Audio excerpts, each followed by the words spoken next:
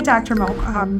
There's some new things coming as far as fillers, Botox, facelifts, and it's called a thread lift. So could you tell us what exactly is a thread lift and how does it differ from traditional facelifts or fillers? Yeah, great question. We have a thread lift that we've been working on for quite some time. Started doing them in '06. These weren't that robust. Changed the curve over time, they got better and better. And really the real breakthrough for us came about 2 years ago, combining different modalities to get the most robust thread lift. What a thread lift is, it's designed to be a non-surgical facelift, so to speak. So a facelift, even though it's called a facelift, is really a neck and jowl lift. So there's an eyelid lift where you have extra eyelid skin. We take that out. That's an eyelid surgery, blepharoplasty. There's a forehead lift. Doesn't work that good, but there is a forehead lift. That's not a facelift. There's a lower eyelid surgery to get rid of eye bags. That's not a great surgery. The upper eyelids are great. The lower eyelids, not so much. And then the facelift is everything from the earlobe to the corner of the mouth down. It does not lift up the mid-face. A lot of people believe that, but it does not. So when we're doing our magic lift filler procedure, mostly we're working on the stuff that a facelift just can't handle. And that's the mid-face, the upper face, the eyes. We do something called the pretty eyes to restore volume, maybe some Botox for wrinkles. The facelift does not accomplish any of that stuff. But the trouble is with the neck and the jowls. We get some improvement with jowls with the magic lift, which is down here. But the neck, there wasn't really much to do. And we do some Botox to try to atrophy the muscle. It doesn't work that good. It's got, for certain people it does okay, but there's limitations. And the idea of a thread lift is you would have a suture material that has little barbs on it, not like a barbed wire. They're softer than that, but similar in nature. The ones we use actually have cogs on them. And you numb the face up, and then we have the thread is in a little cannula, a little tube, has a blunt rounded end. We poke a hole in the skin and run it from a ligament in the face down to the tissue we want to grab, pull the cannula out, and then we push the face up onto the thread. We don't pull the threads up, we push the face onto the thread.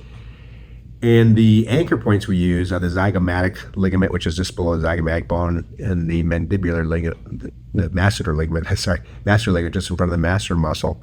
And those are nice dense structures that we can pull the face on. And then in the neck fascia is very dense. That's another hooking point.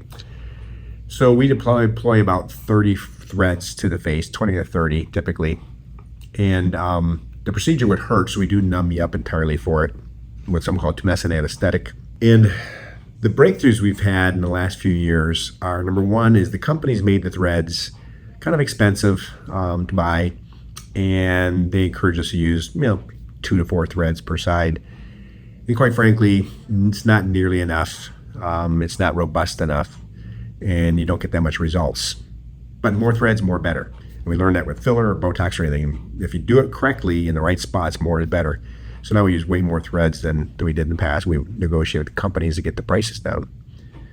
The second thing is that after you put the threads in, there's some discomfort that's really can be really notable and irritating for the first few days, because what's happening is that the threads are designed to lift your tissues up, and they dissolve over time, and your body stays on these threads.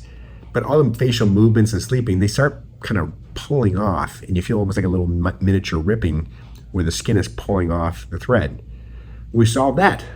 So now we use a special skin glue and a special taping device to hold the face in the position for 2 or 3 days while it heals. And that's all it's needed. Reduces the pain down to almost nothing. And it causes that face to hold up better so it's not sliding off the thread. So that's really considerably changed it. And the third thing is to shrink the skin envelope. So there's a couple breakthroughs that happened that allows us to do what we're doing now. So one is a filler called Radiesse, got approved in '06. I've been using it since then. It was first brought out as a filler, and it's kind of like a bone paste. You can use it in bones, and it stimulates growth of tissue. And as a filler, it was considered a biologic filler where you put it in and your body grows tissue to replace the filler, like in a one-to-one fashion, and it lasts probably for decades. And it came out as a filler, and then the company was seeing that doctors are starting to thin it out to make it not so stiff. And they were getting way more tissue growth. So that led to a bunch of studies, what we call hyperdilute Radiesse, where we water it down. and get it to spread out. Now it doesn't act like a filler, it acts like a biostimulator, and it grows collagen, and a lot of collagen, so it really makes skin look younger. So then we start treating the hands of crepey hands, the neck, the face, and it became a really good way to biostimulate people that were having signs of aging. And then a doctor in Colombia, South America, was looking at the dental literature where they were using the same product, the Radiesse product, calcium hydroxyapatite, to fix teeth. And they were using PRF or PRP, platelet-rich fiber, platelet-rich plasma, to fix teeth. And then they started combining them and found that it's not just synergistic, it's way beyond synergistic. It's like 1 + 1 = 5. So he did a study being a plastic surgeon, even though he had dental affiliates, where he would do tummy tucks on people. They know they're getting a tummy tuck. And he'd take the PRF and the calcium hydroxyapatite and mix it together and inject one side of the flap, thinned out, and the other side of the flap, which is the Radiesse only, and then they had areas that were untreated. And then you wait 2 months and do their tummy tuck, and then take the tissue and send it to a special pathologist that looked at what happened. So the people that had Radiesse got more collagen in their skin. The skin got healthier and younger, it's thicker. But the ones with the PRF and Radiesse together was like 3x amount of collagen deposition. So then you did a study doing this on women's faces, about 100 women. And the people with the PRF calcium hydroxyapatite, PRF Radiesse, got more results in about a third the time. So instead of waiting a month or two to see something, saw it in like a week. We were commonly doing that. So this is, I'm learning about this, why I'm doing this more modified vector lift with the threads. And I postulated that if I shrink the skin envelope by making it thicker, I'll get that to hold better. So then what we did, and we combined all three things. So we numb you up first, do the thread lift, do the taping and securing, and then we put the slurry of the PRF, which is from your blood, and the calcium hydroxyapatite, threading it under the skin to make the skin envelope tighten up. And what we've seen was a generational change in the results of the thread lift. Something from 06 that really didn't last that long or work well, to about 2011 when it started working reasonably well in the right patient, to now we're getting something almost like a facelift without the surgery, the expense, the downtime.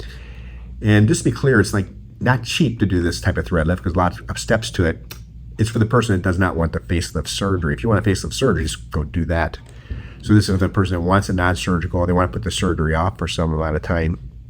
So we're getting more facelift-like results without doing a facelift. And even the facelifts, those have improved over the last decade or so.